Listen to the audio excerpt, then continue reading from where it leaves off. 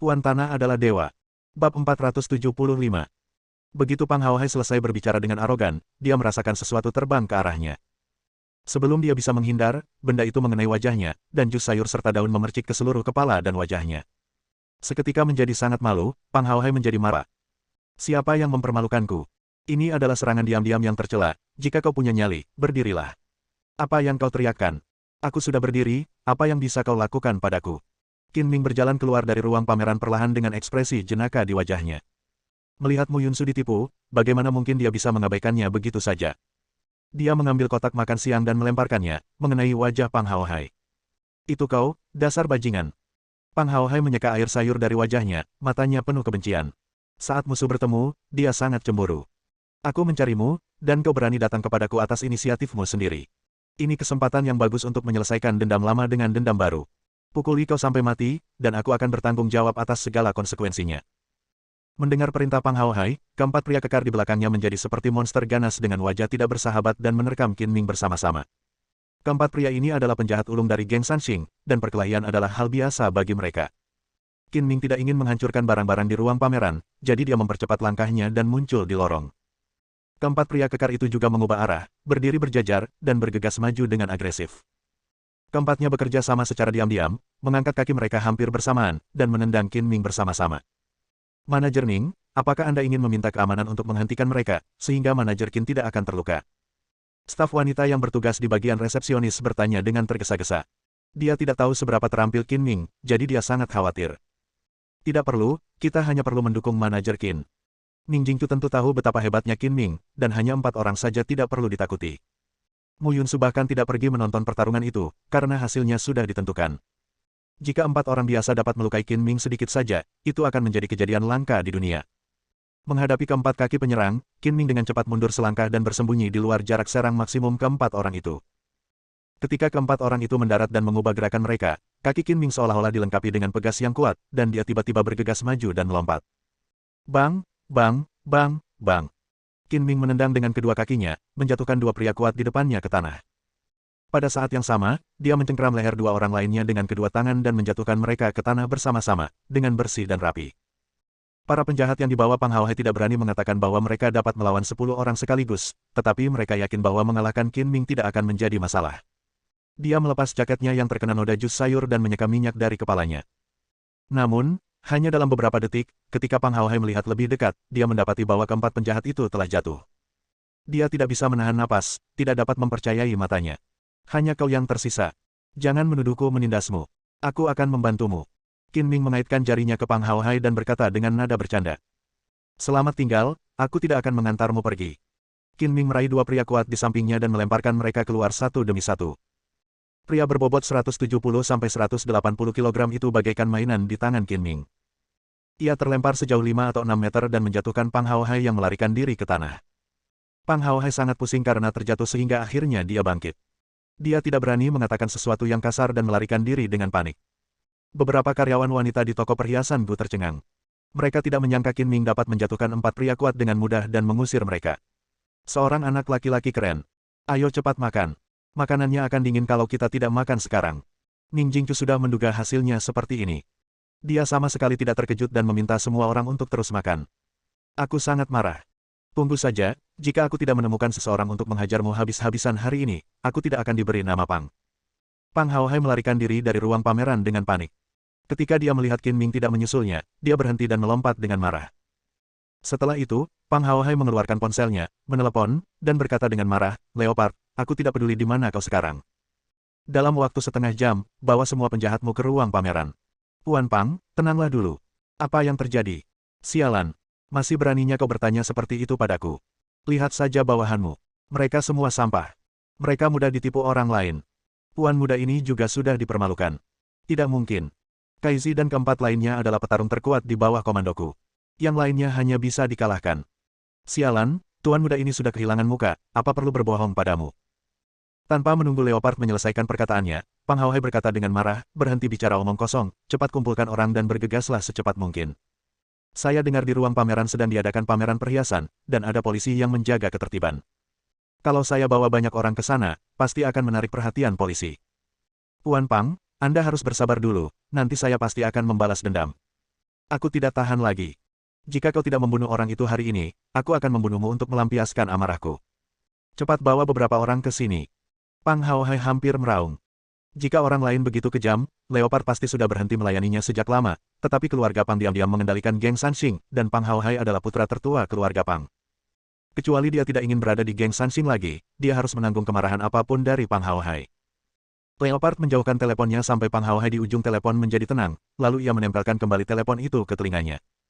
Saya berjanji akan membantu Anda melampiaskan kemarahan Anda hari ini, tetapi ruang pameran bukanlah tempat yang tepat untuk melakukannya. Pertama-tama, saya akan mengirim beberapa orang untuk menjaga persimpangan dekat ruang pameran, dan menunggu orang itu keluar, lalu mencari kesempatan untuk bertindak. Ada polisi yang menjaga ruang pameran, dan Leopard tidak berani melakukan kejahatan di bawah pengawasan polisi. Dia hanya bisa dengan sabar membujuk Pang Haohai untuk membalas dendam nanti. Pang Haohai sudah melihat beberapa mobil polisi terparkir di luar gedung pameran. Ia perlahan-lahan menjadi tenang dan merasa tidak nyaman untuk mengambil tindakan di dalam gedung pameran. Ia menggertakkan giginya dan berkata, "Baiklah, biarkan bajingan itu hidup sedikit lebih lama. Cepat atur seseorang untuk datang. Aku harus menghilangkan amarah ini paling lambat malam ini.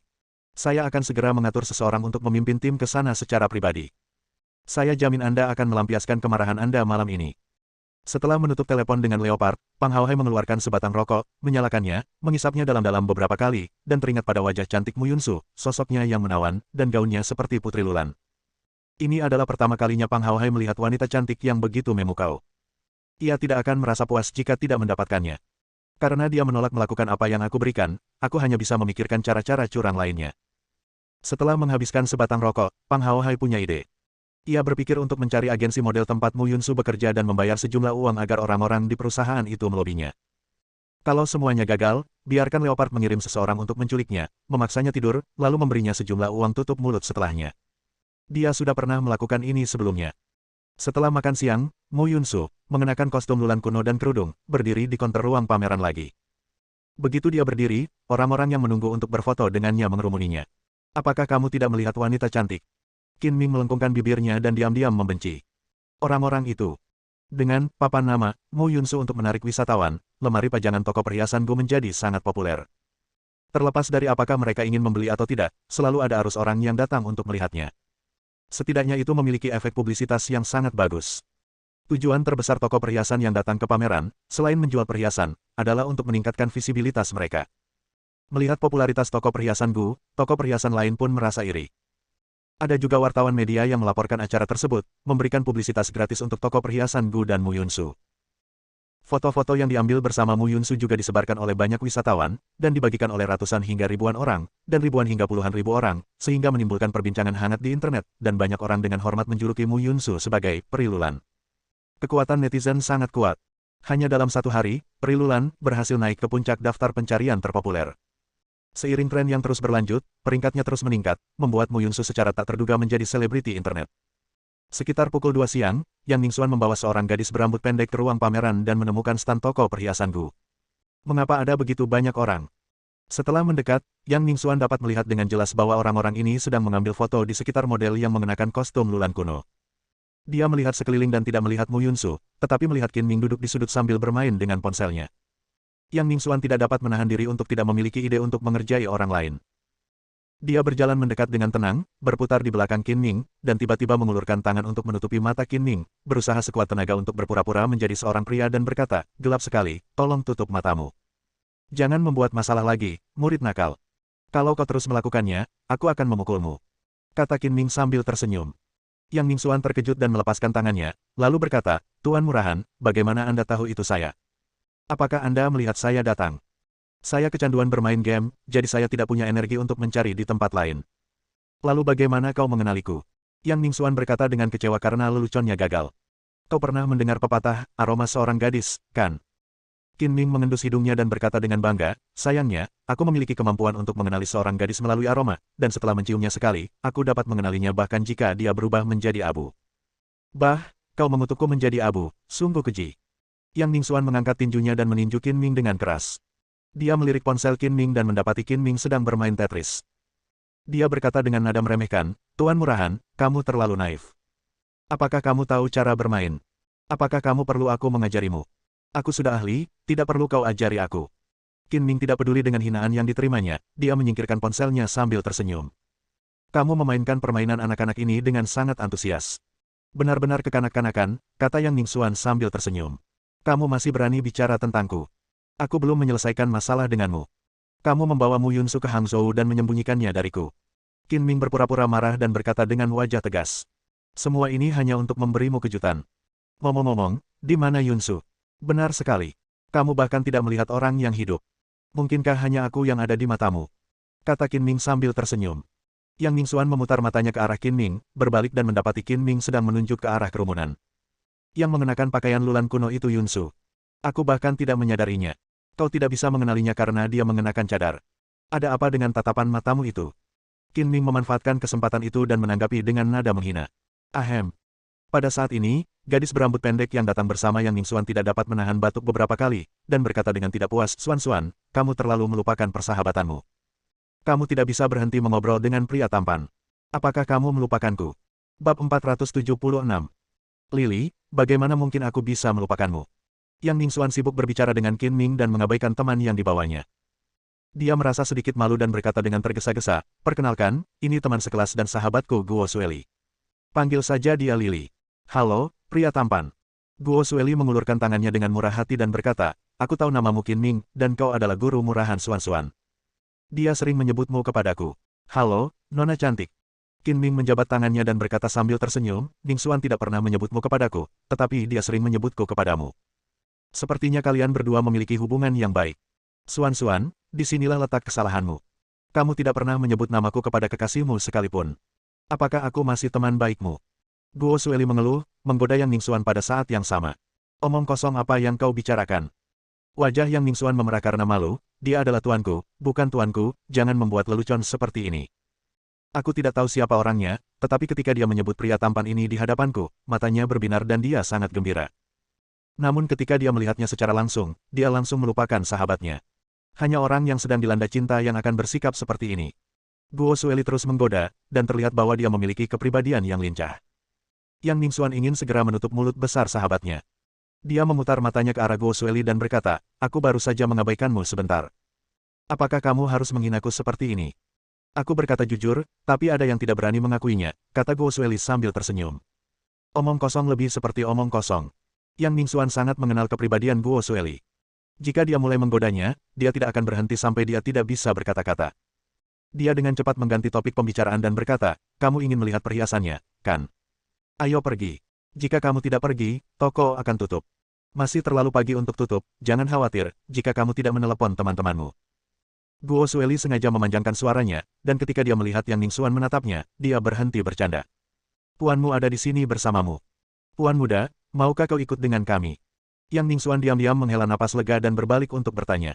Aku masih sibuk, kalian berdua saja. Qin Ming benar-benar tidak tertarik melihat perhiasan, jadi dia berjalan-jalan dan dengan sopan menolak. Baiklah, kita makan malam bersama malam ini. Lily yang traktir. Untuk membalas ejekan yang baru saja diterimanya, Yang Ningxuan memutuskan untuk mentraktir Guo Sueli makan. Tidak masalah. Hangzhou adalah wilayahku. Aku akan menyediakan makanan dan penginapan. Tampan, apakah kamu punya tempat untuk menginap malam ini? Jika tidak, aku bisa mengaturnya untukmu. Tempat tidur Xuan setengah kosong, jadi kamu bisa tinggal di sana. Mata Qin Ming berbinar dan dia berkata, ini saran yang bagus. Tolong aturlah untukku. Terima kasih. Lily, kamu mau mati? Yang Ningxuan marah dan mengangkat tinjunya karena malu. Saya akan memberikan separuh tempat tidur saya kepadamu. Mohon tunjukkan keramah tamahanmu sampai akhir. Kau ingin memukulku, tapi aku tidak berani. Guo Sueli berpura-pura takut. Ayo pergi, atau aku benar-benar akan memukulmu. Karena takut sahabatnya akan berbicara tanpa kendali lagi dan mempermalukan dirinya sendiri lagi, Yang Ningxuan buru-buru menarik Guo Sueli ke stan lain untuk melihat perhiasan. Dalam sekejap mata, waktu tutup pun tiba, dan Ning Jingmo datang ke ruang pameran bersama pacarnya Yuan Qiani. Ia datang untuk mengundang Ning Jingchu dan Qin Ming makan malam. Namun, ada 3 wanita cantik lagi selain Qin Ming, yaitu Mu Yunsu, Yang Ningxuan dan Guo Sueli. Tidak nyaman menolak jamuan makan malam dari kedua belah pihak, jadi Qin Ming harus menyarankan agar semua orang pergi makan malam bersama. Suasananya ramai dan penuh sesak.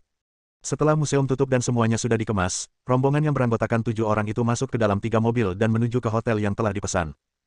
Demi menjaga kesan misterius, Mu Yunsu tetap mengenakan kerudung saat meninggalkan ruang pameran meski telah berganti pakaian biasa. Ia tidak melepaskannya hingga masuk ke mobil Qin Ming. Di mobil Qin Ming, hanya ada Mu Yunsu, Yang Ningxuan dan teman baiknya Guo Sueli di satu mobil, dan Ning Jingchu, Ning Jingmo dan Yuan Qiani di mobil lainnya. Karena Qin Ming tidak begitu mengenal kondisi jalan di Hangzhou, ia mengemudi di tengah, Ning Jingmo mengemudi di depan, dan Guo Sueli mengemudi di belakang. Kakak, apakah kamu tidak merasakan adanya krisis? Ning Jingmo tiba-tiba bertanya setelah masuk ke dalam mobil. Rasa krisis apa? Tanya Ning Jingchu. Kakak Qin punya dua wanita cantik di sekitarnya. Yang satu adalah muridnya, jadi sangat mudah baginya untuk jatuh cinta pada guru dan muridnya. Yang satu lagi adalah adik perempuannya, jadi lebih mungkin baginya untuk jatuh cinta pada kakak laki-laki dan kakak perempuannya. Ning Jingmo mengingatnya dengan sangat jelas ketika Qin Ming memperkenalkan mereka satu sama lain, dan mengatakannya dengan nada yang sangat jelas. Benar-benar kacau. Ning Jingchu memutar matanya. Ning Jingmo pura-pura tidak mendengar apapun dan berkata dengan serius, terutama karena adik perempuannya memiliki temperamen yang luar biasa dan terlihat seperti peri, tidak ada pria yang tidak akan tergoda. Aku katakan padamu, saudari, jika kamu ingin bergerak, lakukanlah sesegera mungkin. Jangan menunggu sampai kakak Qin direnggut, atau kamu akan berakhir menangis di toilet.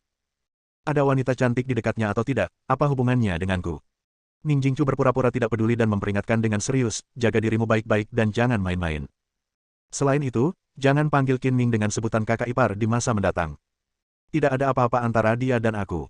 Kamu membuatku sangat malu dengan memanggilku seperti itu. Aku membantumu, oke.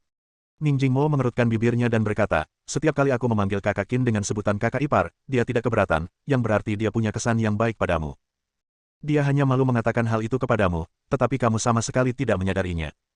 Saya orang luar dan dapat melihat segala sesuatunya lebih jelas daripada Anda. Saudara Qin pasti memiliki kesan yang baik tentang Anda. Pada titik ini, ekspresi Ning Jingmo menjadi serius. Kakak, aku bertanya pertanyaan serius padamu. Tolong jawab dengan jujur. Apakah kamu menyukai kakak Qin? Meskipun orang tua mereka bercerai dan mereka tidak tinggal di kota yang sama, kedua saudara kandung tersebut memiliki hubungan yang sangat baik dan dapat berbicara tentang apa saja, meskipun mereka jarang berbicara tentang topik yang emosional. Karena malu, Ning Jingchu tidak berani menjawab secara langsung, jadi dia hanya diam saja. Kamu tidak mengatakan apa-apa, itu artinya kamu setuju. Aku sudah melihatnya sejak lama. Ning Jingmo sedikit bangga, lalu dia berkhotbah seperti seorang ahli emosi, kakak, kamu sekarang memiliki dua pesaing yang kuat, jadi jangan menahan diri. Kamu harus mengambil inisiatif dan mengejar kebahagiaanmu sendiri. Pada saat yang sama, Qin Ming dengan tajam menemukan bahwa dia sedang diikuti, dan ada 4 mobil. Dia dengan mudah menebak bahwa itu adalah orang yang dicari Pang Haohai, dan senyum main-main muncul di sudut mulutnya. Yunsu, bagaimana kalau ikut aku meregangkan ototmu? Kita tidak akan makan malam. Tanya Mu Yunsu yang duduk di kursi penumpang. Kamu akan makan lebih banyak jika berolahraga sebelum makan. Ayo pergi. Ngomong-ngomong, aku akan menunjukkan kepadamu betapa jahatnya orang-orang dan menambah pengalamanmu. Sambil berbicara, mereka tiba di sebuah persimpangan dan Qin Ming melaju ke jalur belok kanan. Kenapa kekasihmu berbelok? Cepat beritahu dia bahwa dia mengambil jalan yang salah, kalau tidak, kami tidak akan bertanggung jawab jika dia tersesat. Guo Sueli yang sedang mengemudi di belakang Qin Ming, tiba-tiba menyadari bahwa Qin Ming berbelok, jadi dia buru-buru mengingatkan Yang Ningxuan. Sudah berapa kali kukatakan padamu bahwa Qin Ming adalah guruku. Jangan bercanda lagi. Yang Ningxuan mengutuk sahabatnya sambil menelepon Qin Ming. Qin Ming hendak menelepon Yang Ningxuan untuk memberitahunya, tetapi pihak lain menelepon lebih dulu dan langsung menjawab, aku akan membeli beberapa barang. Kamu dan Shirley pergi ke restoran dulu, aku akan segera ke sana. Apakah kamu tahu jalannya? Jangan berlarian, aku akan membiarkan Lily mengikutimu. Yang Ningxuan bertanya dengan khawatir. Aku tidak tahu jalannya, tetapi aku masih punya petunjuk jalan. Aku tidak akan tersesat. Kau tidak perlu mengikutiku. Aku akan sampai di sana paling lambat 10 atau 8 menit. Baiklah, kita ke hotel dulu. Setelah mendengar perkataan Qin Ming, Yang Ningxuan tidak punya pilihan selain menyerah, menutup telepon, dan berkata kepada Guo Sueli, kita langsung ke hotel saja, tidak perlu ikut. Apakah kamu tidak takut kekasihmu akan diculik? Ada begitu banyak wanita cantik di Hangzhou, jadi sebaiknya kamu berhati-hati. Goda Guo Sueli. Aku tidak takut pada orang lain, aku hanya takut padamu. Yang Ningxuan berkata tanpa daya. Jangan khawatir soal ini. Aku tidak akan bersaing denganmu untuk mendapatkan seorang pria karena aku tidak berani. Aku takut kamu akan memukulku. Guo Sueli berkata sambil tersenyum. Yang Ningxuan berpura-pura marah dan mengangkat tinjunya. Jika kau terus bicara omong kosong, aku tidak bisa menjamin bahwa aku tidak akan menggunakan kekerasan padamu. Aku tidak bisa mengalahkanmu bahkan jika aku tidak bisa membujukmu. Aku sangat takut. Guo Sueli berpura-pura panik, Suan-Suan, aku bersumpah demi Tuhan bahwa aku tidak akan merebut pacarmu, apakah itu tidak cukup? Yang Ningxuan merasa malu, marah, dan tidak berdaya.